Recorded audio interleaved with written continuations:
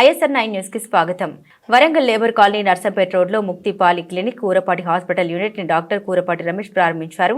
ప్రపంచ diabetes day సందర్భంగా ర్యాలీని కాంగ్రెస్ పార్టీ సీనియర్ నాయకులు అయ్యూబ్ జెండా ఊపి ప్రారంభించారు. ప్రపంచ మధుమేహ దినం పురస్కరించుకుని షుగర్ వ్యాధితో బాధపడుతున్న వారి కోసం ఉచితంగా షుగర్ వ్యాధి నిర్ధారణ పరీక్షలు ఉచితంగా నిర్వహించుతున్నారు. ఈ నెల 30వ తేదీ వరకు నిర్వహిస్తున్నామని ప్రజలు ఉపయోగించుకోవాలని డాక్టర్ కూరపాటి రమేష్ అన్నారు.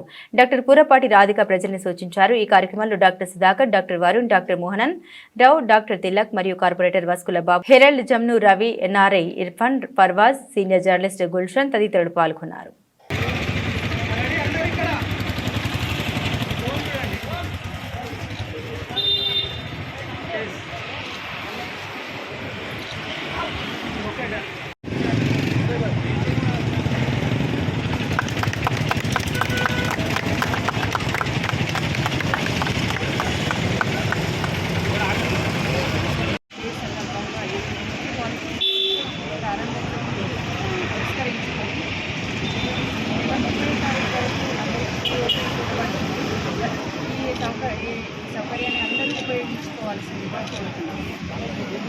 మధుమేహ దినోత్సవం సందర్భంగా ఈరోజు ముక్తి పాలిక్లినిక్స్ ఏర్పాటు చేయడం జరిగింది.